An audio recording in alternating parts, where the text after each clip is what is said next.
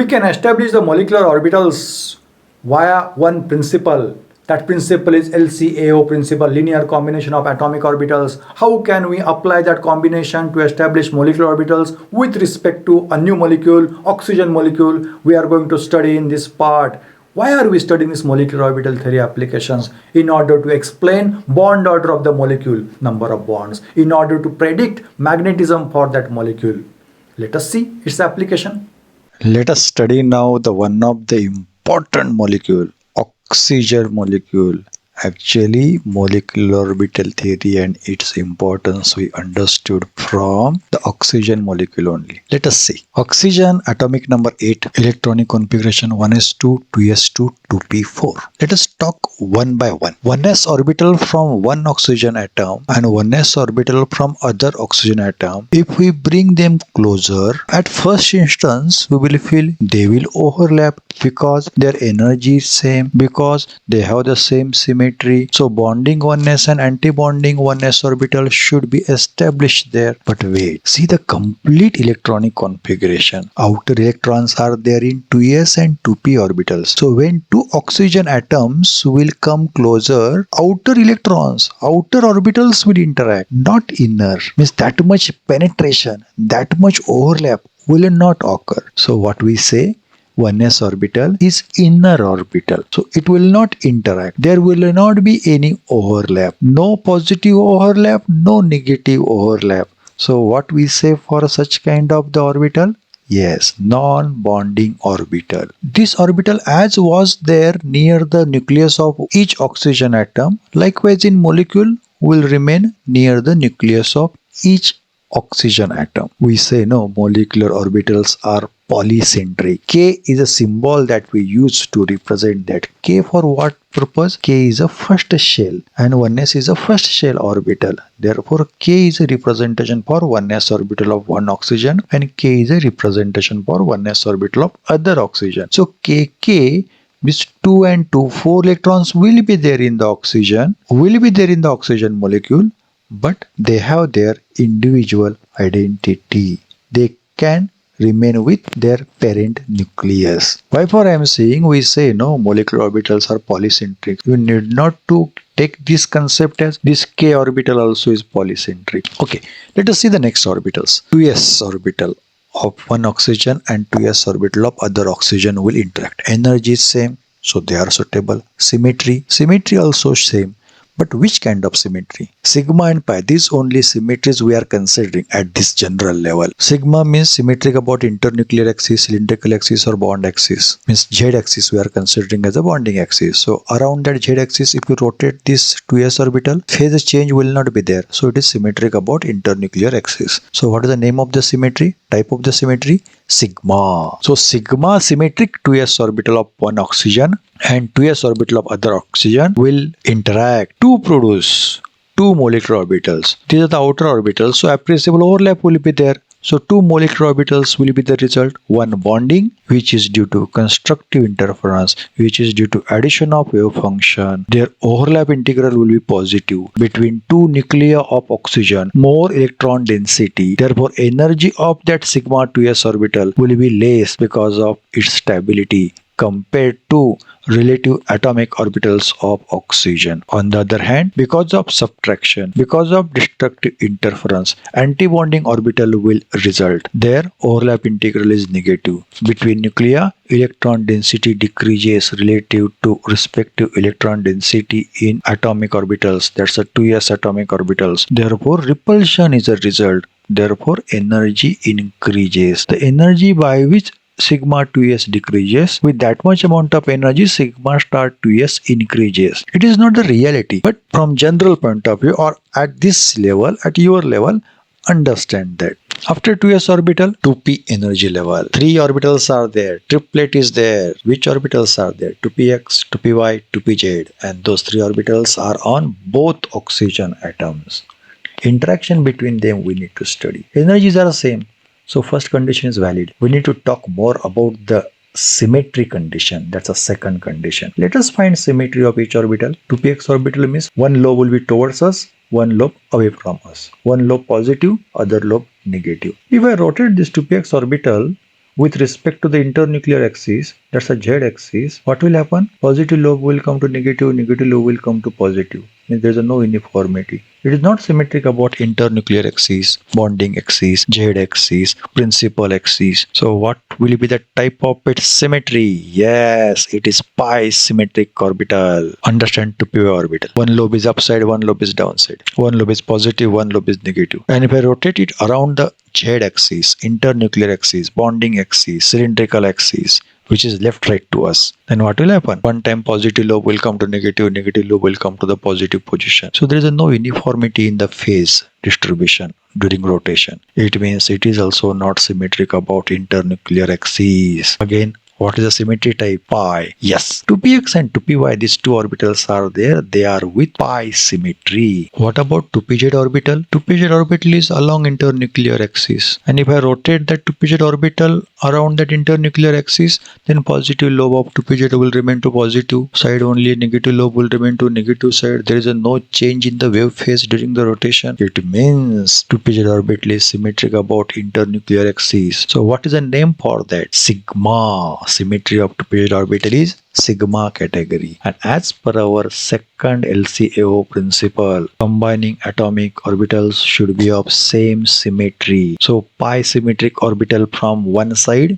means one of the oxygen will interact with pi symmetry orbital of other side, other oxygen atom. And sigma symmetric will interact with sigma symmetric orbital of other oxygen. Let me talk about sigma interaction. 2pz orbital of one oxygen will interact with 2pz orbital of other oxygen. See, during formation of molecule, all these three orbitals are together. Separate orbitals are not interacting. 2pz orbital is left right. 2px orbital towards us, away from us. 2py up down. Similarly, other oxygen. When these triplet of 2p orbitals come closer, what do you think? Which orbitals will interact strongly? Yes, along Z axis. Means 2pz orbital, that's our bonding axis, will interact strongly. Other orbitals will interact. Interact means I'm talking overlap, but weak overlap will be there. Means 2pz orbital strong interaction, 2px and 2py weak interaction. If strong interaction is there, means overlap integral also will be strongly positive or strongly negative. If it is a strongly positive, then attraction will be there, more attraction. So stability of bonding 2pz orbital should be more. So sigma 2pz orbital should be of lowest in energy. And what about sigma star 2pz? It should be of highest in energy among all molecular orbitals are produced from 2p orbitals.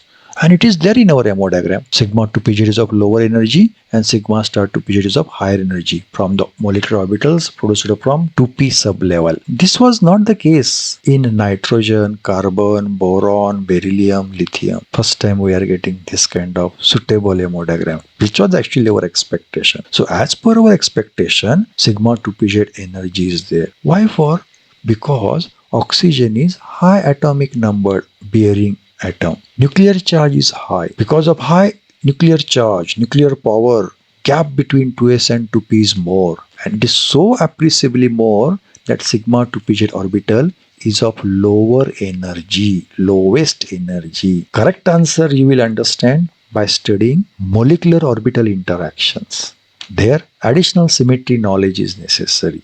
Symmetry aspect you need to consider. That is described in one other video, making sense for MO diagram of nitrogen molecule. Out of interest you can study. But at your level, at second year level, if you could able to understand this representation, will do. After pz interaction, let us talk about the interaction between the 2px orbital of one oxygen and 2px orbital of other oxygen. It will produce one bonding orbital. Symmetry is pi category. So bonding orbital will represent as pi bonding orbital, pi 2px, and other orbital anti-bonding orbital. That's a pi star 2px. The energy with which pi 2px orbital decreases, with that much amount of energy pi star 2px orbital increases. That's a simple approach. Similarly, you will understand 2p orbital of one oxygen will interact with 2p orbital of other oxygen to produce one bonding called pi 2py orbital and one anti-bonding called pi star 2py orbital. Energy levels of pi 2px and pi 2py are same, means they are degenerate. Why are they same? Because equal kind of interaction, equal kind of overlap is there between 2px and 2py orbitals. Therefore, bonding orbitals also decreases with same kind of energy. Therefore, they are degenerate. As well as antibonding orbitals, they also increases by same amount of energy. Therefore, pi star to px and pi star to py also are degenerate orbitals, same energy level orbitals. So what is the energy sequence in the molecular orbitals preceded by 2p orbitals? Lowest orbital sigma to pz, then pi to px and pi to py, then pi star to px and pi star to py, and last sigma star to pz. Once we know the molecular orbitals, it is the time to distribute the electrons in those molecular orbitals. Oxygen, atomic number 8. So total 16 electrons are there in oxygen molecule. So 16 electrons, how can we distribute? Lowest energy orbital, first shell orbital, 1s orbitals, which are non-bonding orbitals. So in each orbital, 2 electrons are there. We represent them by K and K. K for shell. That's the first shell. So in KK, 4 electrons are over. Remain how many electrons? 12 electrons. Out of that, 2 electrons will enter in bonding 2s orbital, sigma 2s, and 2 electrons in sigma star 2s. So help for bonding by sigma 2s is cancelled by opposition caused by sigma star 2s.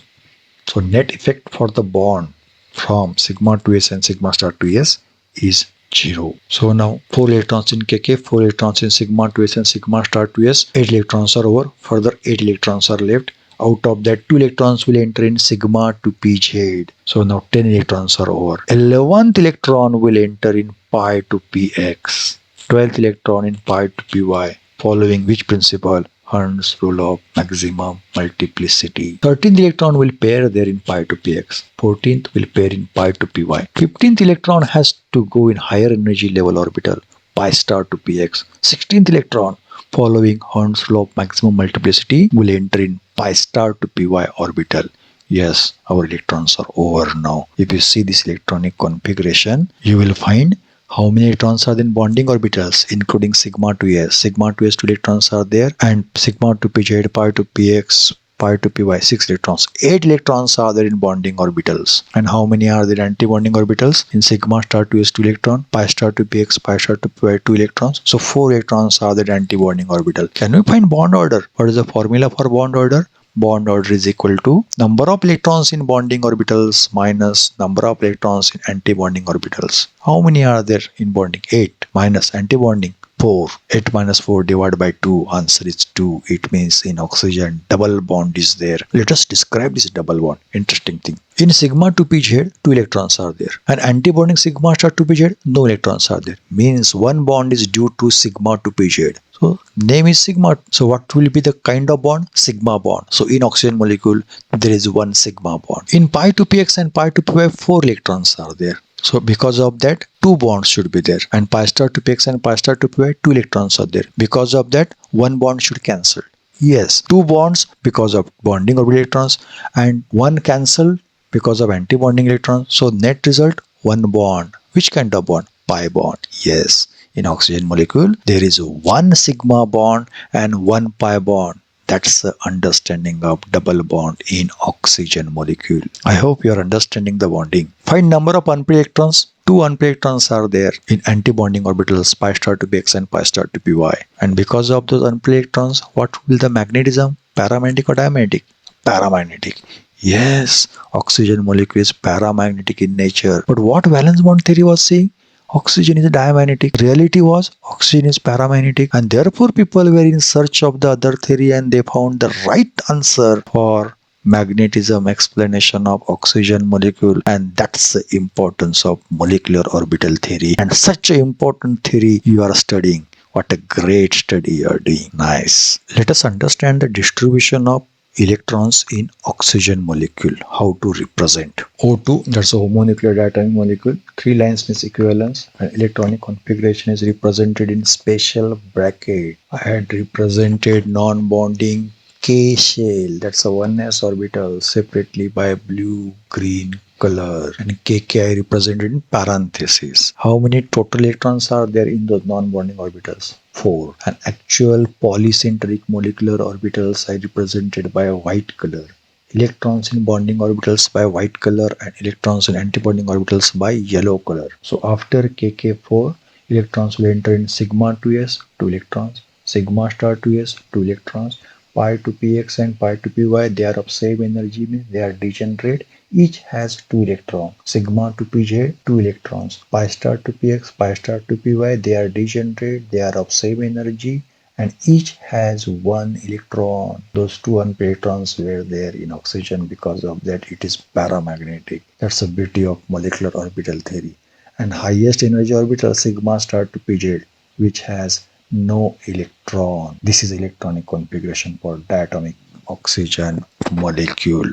For homework, usual question: mention bond order and magnetic property for diatomic oxygen molecule. Write your answer in comment box. Bond order means only one number.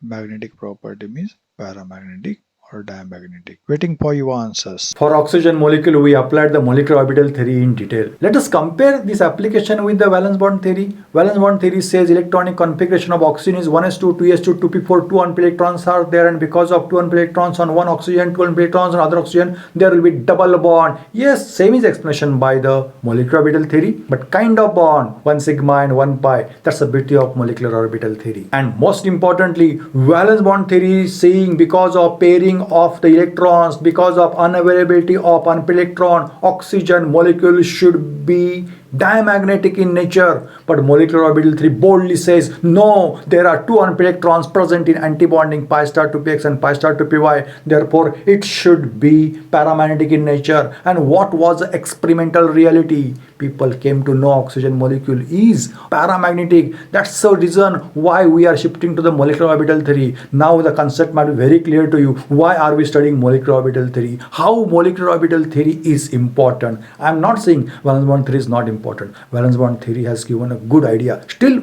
we are applying valence bond theory for few molecules. But molecular orbital theory is great. Let us understand the application of molecular orbital theory for one more molecule after oxygen. Who is there? Fluorine. Yes, fluorine molecule we are discussing in the next part.